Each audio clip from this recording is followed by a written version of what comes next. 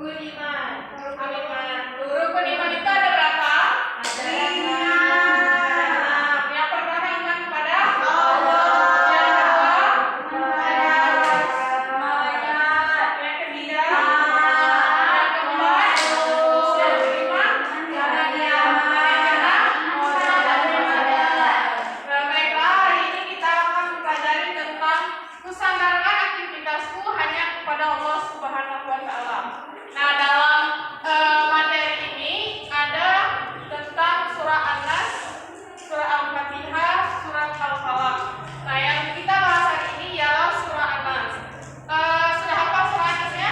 Sudah. Coba sama-sama ya. Ya, Bu. A'udzu billahi minasyaitonir rajim. A'udzu billahi minasyaitonir rajim. Bismillahirrahmanirrahim. Bismillahirrahmanirrahim. Qul a'udzu birabbin nas. Qul a'udzu birabbin nas. Malikin nas. Malikin nas. Ilahin nas. Ilahin nas. Kenapa Tuhan kata kita? Itu Bu, ada tulisan dari Bu. Lain kali jangan telat ya. Perhatikan lagi ya. Min syarril waswasil khannas. Min syarril waswasil khannas.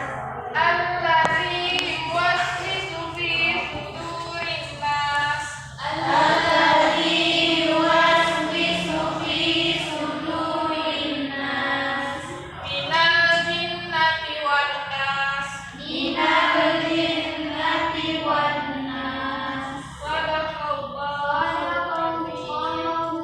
Azim. Nah, dalam Quran surah An-Nas ini kita akan mempelajari tentang yang namanya itu tauhid.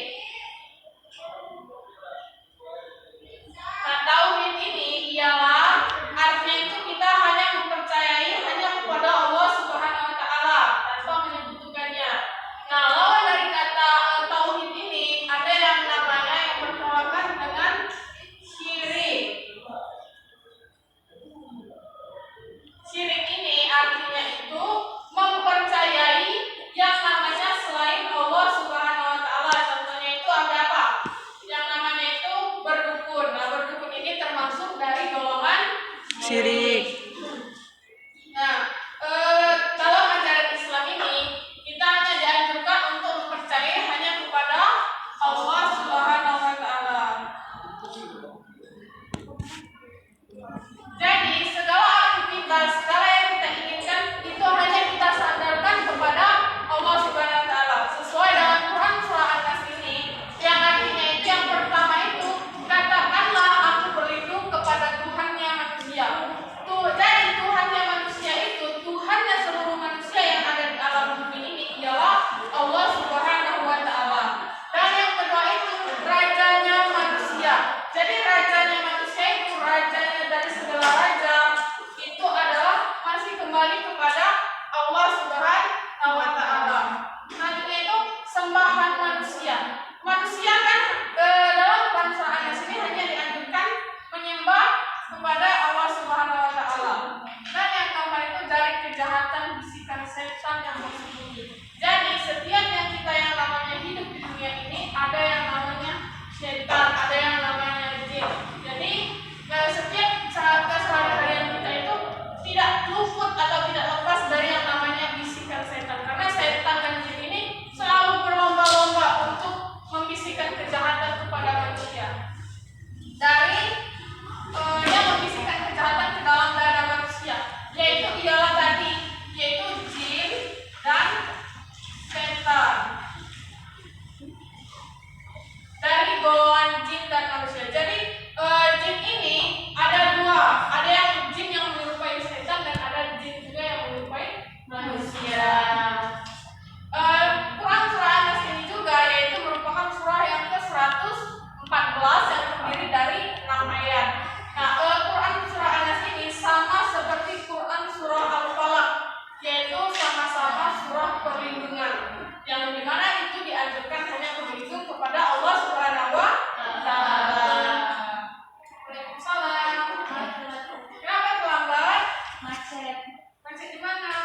lampu merah dulu.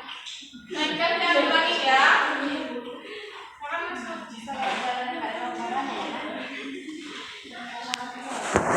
Nah, dalam Quran surah An-Nas ini itu ada kandungannya, yaitu mengandung tentang isti'adzah atau perintah perlindungan kepada Allah Subhanahu wa taala dari segala kejahatan iblis dan bala tentaranya yang dapat melalaikan manusia dengan menebarkan was-was pada diri. Surah An-Nas ini juga menjelaskan bahwa was-was bisa juga dari jin dan manusia.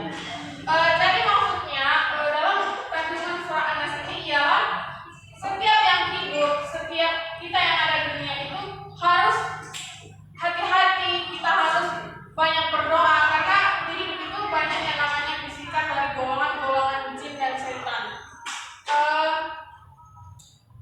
Tadi kan sudah dijelaskan sebagian dari Quran surah An-Nas. Selanjutnya di sini kita akan mengadakan yang namanya sedikit pengevaluasian dari pembelajaran ini, di mana kita akan menggunakan metode talking stick. Anggap saja ini sebuah stick, berarti yang sticknya berhenti di tangan kalian itu akan mendapatkan pertanyaan. Oke, kita mulai ya dari lagu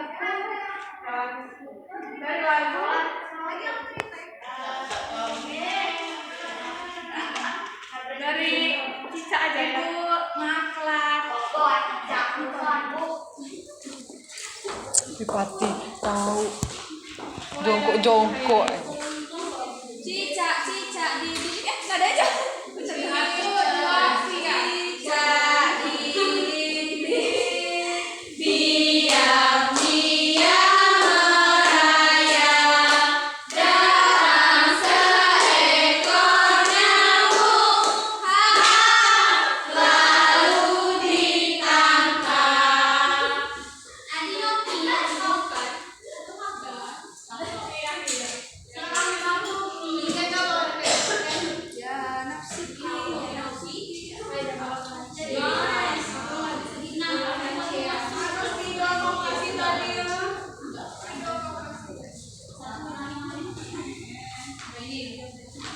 Di sini Noviani kalah dalam permainan kita ini. Jadi gue akan menanyakan, coba bacakan Quran surah An-Nas. Teman-teman yang lain mau diperhatikan ya.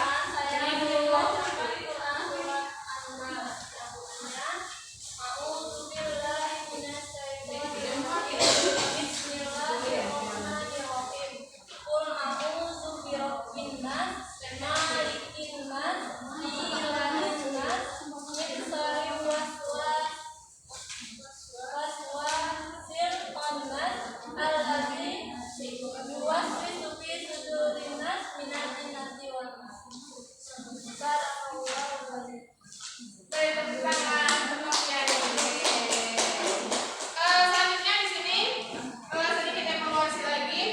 Siapa yang bisa silakan angkat tangannya ya.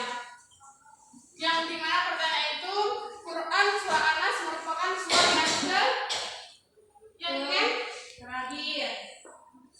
Berapa terakhir itu?